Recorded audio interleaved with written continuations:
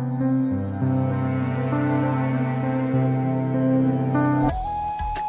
गणेशाय नमः. सार्थ श्री ज्ञानेश्वरी. माऊलींच्या चरणी माझे साष्टांग दंडवत.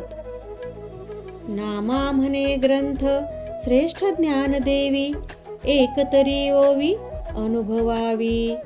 अध्याय 5. कर्मसन्यास योग. मराठी सारांश वाचन.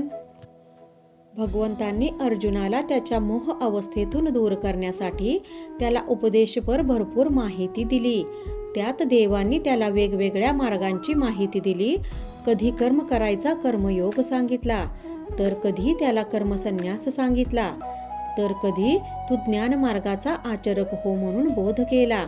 पण त्यामुळे अर्जुन पुन्हा संभ्रमात पडला. त्याला कळेना की नेमके काय करायचे. तेव्हा तो कृष्णास म्हणू लागला, अरे माधवा, ही कसली तुझी बोधाची पद्धत. एकदा तू सांगतोस कर्माचा त्याग कर, आणि दुसऱ्या वेळी मला सांगतोस की कर्म कर, युद्ध कर, या संग्रामाला सिद्ध हो. आता मला हेच कळेनासे झाले आहे की नेमके करायचे तरी काय. तेव्हा अर्जुनाला समजावीत श्रीकृष्ण भगवान म्हणाले, अरे अर्जुना, कर्मयोग आणि कर्मत्याग हे दोन वेगवेगळे मार्ग असले तरी त्यांची फलप्राप्ती एकच आहे, ती म्हणजे मोक्ष. जाणत्याला आणि नेणत्याला हा भवसागर तरुण जाण्यासाठी एकच सोपा मार्ग आहे, तो म्हणजे कर्मयोग. हा मार्गच अधिक सोयीचा आहे. आता कर्मसन्यासी मनुष्य नेमके काय करतो ते ऐक. जो कर्मसन्यासी आहे तो भूतकाळात काय घडून गेले याचा विचार करत नाही. एखादी गोष्ट मिळाली काय किंवा न मिळाली काय त्याला त्याचे काहीच भलेबुरे वाटत नाही. तो लोकव्यवहारासाठी जरी कर्मे करीत असला तरी त्याच्या मनात त्या कृतकर्माचा कोणत्याच फलप्राप्तीची इच्छा आकांक्षा नसते. त्यामुळे असं सांगता येईल की सहेतुक किंवा फलापेक्षेने केलेल्या कर्माचा त्याग हाच कर्मसन्यास होय. अशा माणसांना सगळीकडे भेदभाव दिसत असतो.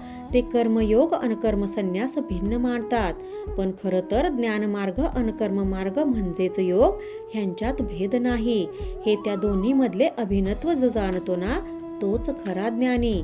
पार्था, जो कर्ममार्गाचा अवलंब करतो तो ब्रह्मरूपी पर्वतावर लवकर चढून जातो. जे कर्माचा त्याग करतात, कर्मसन्यास घेतात, त्यांना काहीच लाभ होत नाही. कर्मसन्यास ह्याचा अर्थ मूढमतीचे लोक काही न करता केवळ आळशीपणे बसणे हा असा लावतात, पण तो पूर्ण चुकीचा आहे. त्यागायची ती पूर्ण कर्मापासूनची फलापेक्षा. कर्म त्यागायचे नाही तर ते करायचेच हे अशा मूढांना कळत नाही.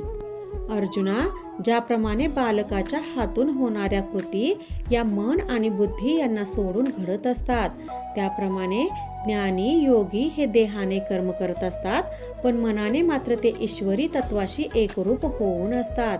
केलेल्या कर्माचा करता मी नाही तर दुसरा कोणीतरी आहे हा त्यांच्या मनात दृढ भाव असतो. अशा प्रकारे कर्माचरण करूनही त्यात फलापेक्षेने न गुंतण्याचे कर्म केवळ सद्गुरूंच्या मुळेच साधते.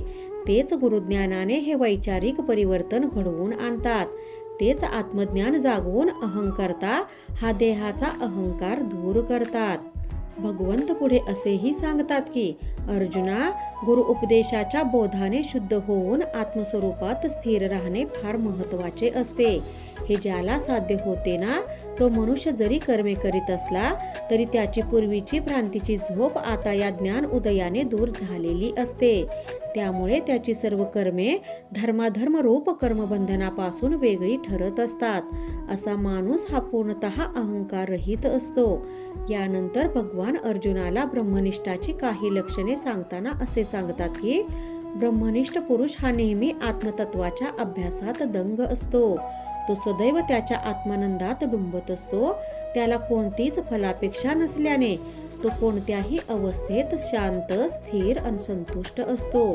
त्याला कार्याच्या कर्तृत्वाची जाणीव नसते. तो कार्याकडे साक्षीभावाने पाहत असतो. तो स्वतः आणि ईश्वर ह्यांच्यात कोणताच भेद मानत नाही. तो स्वतः सकट सकल विश्वात या ईश्वरी तत्वालाच पाहत असतो. तो नित्य, मुक्त आणि स्वानंदी रमलेला असतो. ते ब्रह्मतत्व जसे सर्वत्र ऐक्यभावाने भरलेले असते, तशी या ब्रह्मनिष्ठाची दृष्टी सर्वत्र ऐक्यभावानेच भरलेली असते. ज्यांनी या आत्मसुखाचा अनुभव घेतला नाही, अशा अज्ञानी जीवांना केवळ विषय सुखच चांगले वाटत असते. ते अज्ञानाने विषय सुखापासून होणाऱ्या दुःखालाच अज्ञानापोटी सुख मानत असतात. अर्जुना, मला तुला हेच सांगायचे आहे की तू खऱ्या अर्थाने ज्ञानीपुरुषासारखा हो. तू ह्या बाह्य सुखाच्या आहारी जाऊ नकोस. ज्यांनी देहात असूनही साक्षीत्वाने आपणच देहभाव या कल्पनेचा नाश केला आहे, ते ज्ञानी लोक साधे त्या विषय सुख या शब्दाला वा त्या कल्पनेलाही आपल्याजवळ येऊ देत नाहीत. त्यांना फक्त आत्मसुखाचे अखंड समाधानच माहीत असते. अशा ज्ञानवंतांचे स्वसुख हे बाह्य विषयातून येणार नसल्यामुळे तो भोग्य, भोक्ता आणि भोग या त्रिपुटीच्या रहित असतो. तो आत्मानंदात रममान असल्याने आनंदभाव, आनंद अनुभवणारा आणि आनंद देणारी वस्तू यांचा तिथे विचारच नसतो. तिथे फक्त आनंदाचीच अनुभूती असते. या अवस्थेला जो साधक, उपासक, अभ्यासक जातो, त्याचा देहभाव राहत नाही, तर तो जीव शिव ऐक्यानुभव भोगत असतो. खराखुरा आनंद त्यांना शोधावा लागत नाही, तर आनंदच त्यांना शोधत येतो. त्यांच्या रूपाने जणू काही ते परब्रह्मच भूतलावर वास करून असते. त्या आत्मविद्येला त्यांच्यामुळेच झळाळी येते. चैतन्य त्यांना आपली वस्त्रे समजून धारण करून असते. अशा या ब्रह्मचैतन्य मूर्ती असतात. सत्वगुणाचे अलौकिक सामर्थ्य त्यांच्यामधूनच प्रकट होत असते. ज्ञानदेवांच्या निरूपणातील ही साधू, संत आणि सत्पुरुषांची ब्रह्मरूप योग्याची लक्षणे ऐकताना निवृत्तीनाथांच्या हे लक्षात येते की ज्ञानदेव हा एकदा साधू संत जनांचे निवेदन करू लागला तर कृष्णार्जुन संवादातली गोडी मागे पडेल. म्हणून निवृत्तीनाथ ज्ञानदेवांना म्हणतात, बा ज्ञानेश्वरा, अरे आता ही स्तुती पुरे, तू आपले मूळ निवेदन पुढे चालू कर बरं. तेव्हा त्या गुरु आज्ञेचे पालन करीत ज्ञानदेव पुढे सांगू लागतात. ते सांगतात, तो श्रीकृष्ण परमात्मा अर्जुनास सांगतो की, हे पार्था, एकदा का ज्यांनी आत्मसुखाच्या डोहात बुडी मारली आहे, ते आत्मस्वरूपच होऊन जातात. पण देवा, ही अवस्था या साधकांना कशी प्राप्त होते? या अर्जुनाच्या प्रश्नाचे उत्तर देताना प्रभू सांगतात, हे साधक प्रथम आपली मानसिक व शारीरिक बैठक स्थिर करतात, मनातल्या सर्व इच्छा दूर लोटतात, निरीक्षक निरपेक्ष भावाला येतात. मग हृदय आकाशात जो परमात्मा आत्म्याच्या रूपाने स्थित आहे, त्याच्याकडे मनाने धाव घेतात. त्यासाठी ते अंतर्मुख होतात.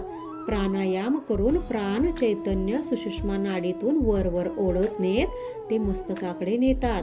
ते दोन्ही भुवयांच्या मध्यस्थानी असलेल्या सहस्त्रदल कमलाप्रत नेऊन तिथे स्थिर करतात. तिथे त्या शिवतत्वाची अहम ब्रह्मास्मीची भेट होते. या जीवाशिवाच्या ऐक्य भेटीने अंतरंगातल्या वासना नष्ट होतात. ज्या मनरूपी पडद्यावर या विश्वाचे चित्र उमटत असते, तो मनपटल फाटतो. या अवस्थेत जाणारा साधक हा देहात असताना परब्रह्म रूप होऊन जातो. त्यात जीवशिव हा द्वैत्यभावच राहत नाही. अर्जुना, हा जो सारा योगयुक्ती मुक्ती मार्ग आहे, तो मी तुला सांगितला. तो ऐकून मला असे वाटते की तू मनोमन नक्कीच सुखावला असशील, होय ना? त्यावर अधिक लढीवाळपणे अर्जुन म्हणाला, देवा, अरे असा कसा रे तू मनकवडा? तुला नेहमी दुसऱ्याच्याच मनात काय चालले ते अगदी लगेचच कळते. कृष्णा, खरं सांगतो, तू मागे जो ज्ञानमार्ग सांगितलास त्यापेक्षा हा अष्टांग योग मला आमच्यासारख्या सामान्य लोकांसाठी जास्त चांगला वाटतो. तेव्हा माझी तुला नम्र विनंती आहे की तू जे काही आता मला सापेक्षपणाने, सारांशाने आणि थोडक्यात सांगितलेस, तोच योग, तोच अभ्यास, तीच उपासना जरा अधिक स्पष्ट करून सांग. अर्जुनाचा तो प्रश्न, ती विनंती ऐकून त्या भगवंतास अति आनंद झाला. ज्ञानेश्वर महाराज म्हणतात की त्या श्रीकृष्ण परमात्म्याने अर्जुनाला तो योगमार्ग काय आहे, कसा आहे, तो कसा आचरायचा, त्याचे फलित काय, हे जे काही अर्जुनास समजावून सांगितले, तो सर्व भाग मी तुम्हास प्राकृत मराठी भाषेत पण पुढील अध्यायाच्या निवेदनात सांगतो. कृपा त्या ज्ञानेश्वरीची, करून घ्या शुद्धी भक्तीने अंतरंगाची. रामकृष्ण हरी. गीता भागवत ज्ञानेश्वरी.